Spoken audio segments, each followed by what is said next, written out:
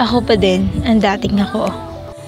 Sa paglipas ng panahon, alaala ay isang usok sa kaumagahan na tila ay panandalian na akala kay hirap limutin. Ika nga,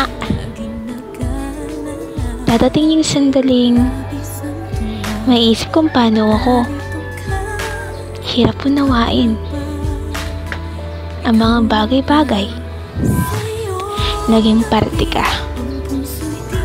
itong isang pahina ng libro ko.